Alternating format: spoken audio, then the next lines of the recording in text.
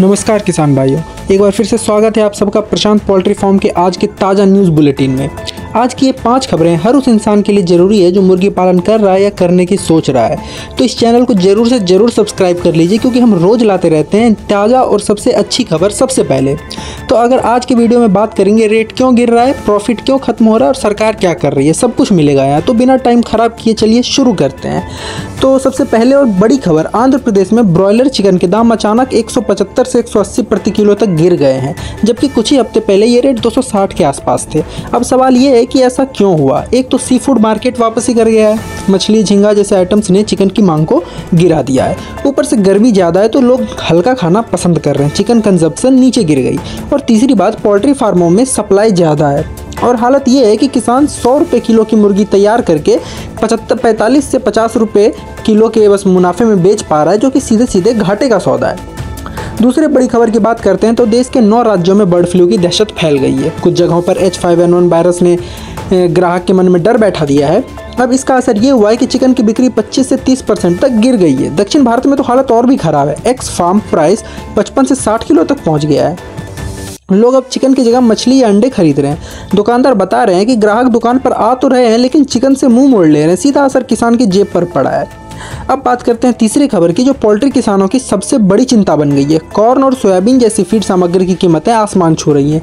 एक रिपोर्ट कहती है कि इस वजह से 2025-26 में पोल्ट्री सेक्टर की प्रॉफिटेबिलिटी 50% तक गिर सकती है।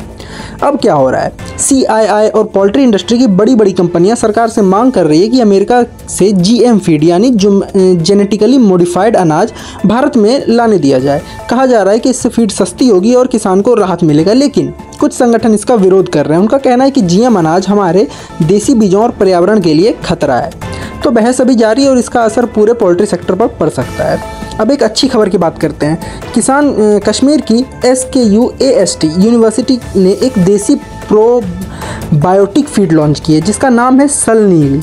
ये एक नया तरह का फीड है जो लैक्टोबैसिलस प्लैंटेरियम नाम के बैक्टीरिया से बना है, जो मुर्गियों की पाचन शक्ति बढ़ाता है, इम्यूनिटी मजबूत करता है और एंटीबायोटिक की ज़रूरत को बहुत कम कर देता है।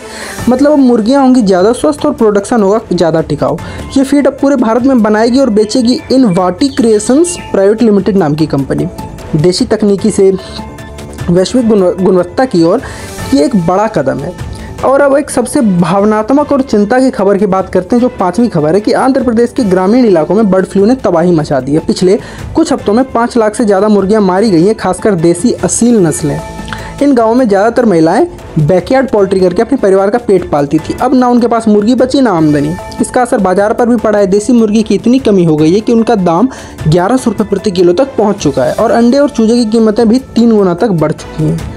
गाँवों से आवाज़ उठ रही है, सरकार सब्सिडी दे, चूजे माटे और इस संकट से बाहर निकाले। तो भाइयों, ये थी आज की 5 सबसे बड़ी पोल्ट्री की खबरें। अब आप ही सोचिए इन खबरों का क्या असर पड़ेगा आपके फार्म पर।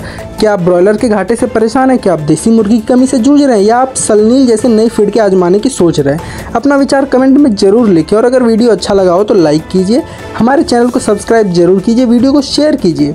मिलते हैं अगली रिपोर्ट में, तब तक के लिए जय किसान जय पोल्ट्री। धन्यवाद।